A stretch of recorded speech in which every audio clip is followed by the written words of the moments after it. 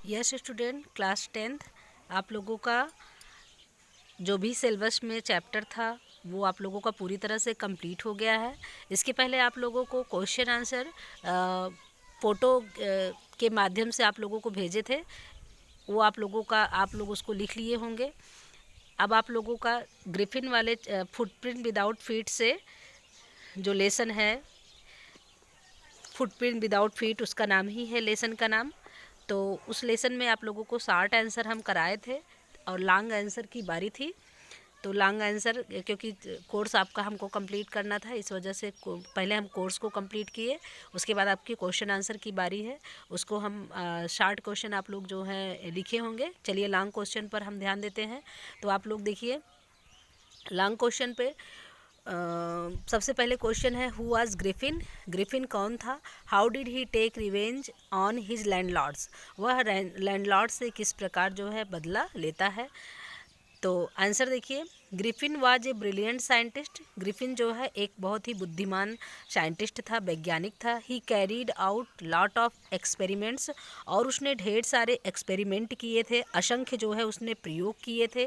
To prove that, क्या prove करने के लिए? सिद्ध करने के लिए that human body could become invisible. Human body, मानव शरीर को बिकम इनविजिबल, इनविजिबल किया जा सकता है, उसे पारदर्शक बनाया जा सकता है। ऐसा उसने इनविजिबल, अदृश्य, उसे अदृश्य जो है बनाया जा सकता है। फाइनली ही शॉलोड, और अंत में उसने क्या किया? शॉलोड मतलब निगल लेता है, अंत में वह निगल लेता है। क्या निगल लेता है? सर्टेन, निश्चित, रेयर ड्रग्स, कुछ दुर्लभ औषधियों को क्या कर लेता है? निगल लेता है। And his body become as transparent as sheet of glass, और उसका शरीर इतना जो है पारदर्शक हो जाता है कि जैसे एक शीशे की चादर, इतना जो है उसका शरीर ट्रांसपेरेंट हो जाता है। And it also remained as solid as a glass, और वह एकदम शीशे की तरह ठोस ही रहा। चलिए देखिए, हिज लैंडलॉर्ड्स डिसलाइक ग्रिफिन, और उस अब देखिए क्योंकि क्वेश्चन में पूछा गया है कि how did he take revenge on his landlords, और अपने लैंडलॉर्ड से क्यों जो है उसने बदला लिया। तो हिज लैंडलॉर्ड डिसलाइक हिम, उसका जो लैंडलॉर्ड था, उसका जो साहूकार था, मकान मालिक था, उसे क्या करता था? नापसंद करता था। He tried to eject him, वह उसे क्या करता था? निकालने की, इजेक्ट मतलब होता है मकान से निकालने की कोशिश, उसने जो है मकान से निकालने की उसे कोशिश की। ग्रिफिन इन रिवेंज, और बदले में अब कैसे बदला लिया? तो Griffin in revenge, Griffin set fire to landlords house, वह क्या करता है? उसके घर में आग लगा देता है। To get away without seen Griffin, और इसके बदले कि इसके पहले कि उसे कोई देख न ले, तो भागने के लिए set fire to get away without seen Griffin had to remove his cloth, इसके पहले कि उसे कोई देख न ले उसने क्या किया? अपने कपड़ों को उतार दिया। And nobody see him, और उसे कोई देख नहीं पाया। तो आप लोगों से इस तरह से आपका ये पहला क्वेश्चन, लॉन्ग क्वेश्चन, आप लोगों का कंप्लीट हुआ। चलिए देखते हैं second question. Describe the adventure incidents of the village Iping. अब बता रहे हैं कि पूछ रहे हैं, आपका क्वेश्चन क्या पूछ रहा है दूसरे में, कि उस एडवेंचर, उन घटनाओं को जो है वर्णन कीजिए जो आइपिंग गांव में हुए थे। जो जिस गांव में ग्रिफिन जाके रुका था वो गांव कैसा था? वो गांव आइपिंग था, उसका गांव का नाम आइपिंग था। चलिए देखिए, when Griffin went to Iping village, जब ग्रिफिन जो है आइपिंग विलेज में गया, ही नीडेड मनी, उसे पैसे की आवश्यकता थी। जब वह आइपिंग गांव में गया तो उसे पैसे की आवश्यकता थी। So he stole the money of the clergyman, इसलिए वह एक पादरी के घर से पैसा चुरा लेता है। Then he went to an inn, तब वह एक सराय में गया। वेयर ही स्टेड, जहाँ पर वह रुका रहा। When Mrs Hall came to the room, और वह जब कमरे में गया, मिसेज हाल के कमरे में गया, मिसेज हाल जब उसके कमरे में गई, ही बिकेम इनविजिबल, वह अदृश्य हो गया।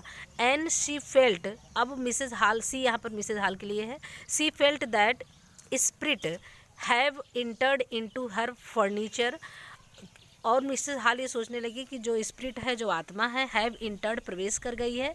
उन्होंने सोचा कि जब वहाँ पर से ग्रिफिन जो है अदृश्य दिखाई देने लगा, लेकिन उसका जो चेयर था वो वहाँ पर था और उसके वहाँ पर कुछ कपड़े भी थे। तो he become invisible and C felt, और वह सोचने लगी that spirit have entered into her furniture, एक स्पिरिट, एक आत्मा जो है उनके फर्नीचर में घुस गई है। Because the bedroom chair become alive, क्योंकि जो बेडरूम का चेयर था वो अलाइव, अलाइव मतलब जिंदा दिखाई दे रहा था। अब जिंदा मतलब उसमें बैठा था, वो कुर्सी हिल रही थी। स्प्रिंगिंग इनटू द एयर, वो हवा में उछल रही थी। It charged straight into the her, और वो एकदम सीधे उसके ऊपर चार्ज बार कर रही थी।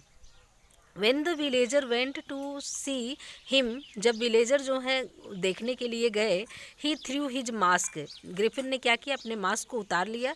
एंड नाउ लुक्ड हेडलेस, अब वो बिना सिर का हो गया। सो दे कंट्रैक्टेड, इसलिए उन्होंने एक कंटैक्ट किया ए पुलिस कांस्टेबल, एक पुलिस कांस्टेबल को उन्होंने कांटेक्ट किया, अर्थात उसे सूचना दी। The police constable tried to catch Griffin, उसने जो है ग्रिफिन को पकड़ने की कोशिश की, but Griffin took off all his cloth, लेकिन उसने अपने सारे कपड़े उतार दिए। पुंच्ड द कांस्टेबल, और उसके कांस्टेबल के ऊपर, पुंच मतलब मुक्का मारना, कांस्टेबल को जो है मुक्का मारता है। अनकॉन्शियस एंड रैन अवे, बेहोश हो जाता है जो कांस्टेबल था और वह भाग जाता है। चलिए थर्ड वाला क्वेश्चन देखते हैं। थर्ड क्वेश्चन है give a character sketch of Griffin, अब जो है ग्रिफिन का एक करेक्टर लिखिए। तो ये क्वेश्चन जो है इम्पॉर्टेंट बनता है। तो करेक्टर लिखने के लिए आएगा, तो करेक्टर लिखने के लिए सबसे पहले हमें क्या देखना होगा, हम सबसे पहले प्रस्तावना देखेंगे, इंट्रोडक्शन है। लिखिए, तो है Griffin was a brilliant research scientist, Griffin जो है एक खोज करने वाला वैज्ञानिक था। हु डिस्कवर्ड ए फार्मूला, जिसने एक फार्मूला डिस्कवर किया था।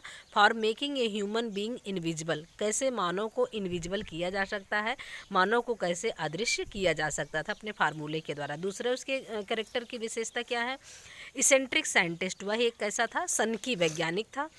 तो Griffin was a eccentric scientist, Griffin जो है एक सनकी वैज्ञानिक था। He stole money from the clergyman's house, वह पादरी के घर से पैसा चुराता है। सेट द लैंडलॉर्ड्स हाउस, और उनके घर में वो रहता है। On fire, landlords house on fire for his आउन रिवेंज, और अपने बदले के लिए, यहाँ पर रिवेंज में जो है आप लोगों का स्पेलिंग में जी के बाद ही लगना चाहिए था।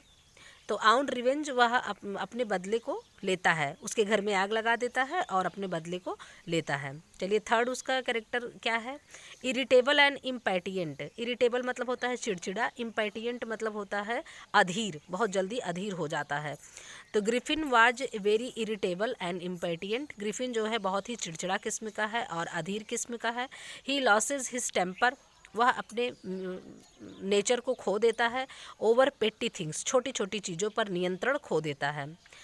एंड स्टार्ट्स हर्टिंग अदर, और दूसरों को नुकसान पहुंचाता है। चलिए conclusion show in the end of the story, इसलिए स्टोरी के अंत में वी कैन से हम कह सकते हैं Griffin was a brilliant centric and impatient scientist. देखिए जो आप कैरेक्टर लिखिए, तो कैरेक्टर में कंक्लूजन में यही लिखा जाता है लास्ट में, आपने ऊपर जो भी दिया उसमें लास्ट में कंक्लूजन में निचोड़ दिया जाता है। चलिए क्वेश्चन नंबर 4 पे आते हैं। Right 5 different shades of Mrs Hall character, Mrs Hall के कैरेक्टर भी बहुत आता है एग्ज़ाम में। तो right 5 different shades of Mrs Hall character, Mrs Hall के कैरेक्टर के 5 रूपों को लिखिए। तो there are 5 different shades of Mrs Hall's character, 5 रूप हैं उनके। पहला इंट्रोडक्शन देखें, जेनी हॉल, हाँ उनका पूरा नाम जो था जेनी हॉल था, better known as Mrs Hall, और उनको मिसेस हॉल्स के रूप में जाना जाता था, नाम उनका पूरा जेनी हॉल था। Was the owner of the inn, और वह उस सराय की मालकिन थी। ऑफ आइपिंग विलेज, आइपिंग गाँव के सराय की मालकिन थी। Money minded, money minded means होता है पैसे को चाहने वाली। Mrs hall was money minded, वो जो है पैसे को चाहने वाली थी। सी एकोमोडेट, एकोमोडेट मतलब होता है सहन करना, क्योंकि वो पैसे को उनको बहुत प्रिय था, इसलिए वो क्या करती थी, वो सहन करती थी। ए ग्रिफिन्स रूडनेस, ग्रिफिन्स की रूडनेस, ग्रिफिन की जो है उनकी असभ्यता को क्या करती थी, सहन करती थी। एंड अवॉक्वर्ड बिहेवियर, उसके बुरे व्यवहार को, अवॉक्वर्ड मीन्स होता है बुरे व्यवहार, उसके बुरे व्यवहार को क्या करती थी, वो बर्दाश्त करती थी। ओनली बिकॉज, केवल क्योंकि, इसके लिए बल्कि क्योंकि, क्यों? सी वाज बीइंग पेड, क्योंकि ग्रिफिन ने उसको क्या किया था? पैसा दिया था। थर्ड जो है विशेषता क्या है उनके कैरेक्टर की? सुपरस्टिटियस वुमन। सुपरस्टिटियस मतलब अंधविश्वासी, वो अंधविश्वासी औरत थी। मिसेज हॉल वाज सुपरस्टिटियस, वह जो है बहुत ही अंधविश्वासी थी। एंड बिलीव्ड दैट, और ये मानती थी, हर फर्नीचर वाज हॉन्टेड, उनका जो फर्नीचर है वो कैसा है? वो भूतहा हो गया है। हॉन्टेड मतलब होता है भूतहा होना। उनका फर्नीचर कैसा हो गया है? भूतहा हो गया है। तो ये 3 कैरेक्टर उनके विषय में आप लोगों तीन चीज़ें उनके चरित्र की विशेषताएं में आपको समझ में आया। चौथा है friendly nature. She was a very friendly nature. Friendly मतलब मित्रवत व्यवहार था। That is why she wanted to make friend Griffin, इस वजह से वह ग्रिफिन को क्या बनाना चाहती थी? अपना मित्र बनाना चाहती थी। आगे देखते हैं। 5वां है taking interest to others life. 5वां उनके कैरेक्टर की क्या विशेषता है? वो दूसरे के व्यवहार, दूसरे के जीवन के बारे में उनको बहुत इंटरेस्ट रहता था जानने को। तो due to the this nature, इस नेचर के कारण, और रीज़न, इस कारण मतलब उनके अपने नेचर के कारण या इसी कारण, she was interested to know about Griffin, वह ग्रिफिन के बारे में जानने की इच्छा उनके अंदर बनी रही।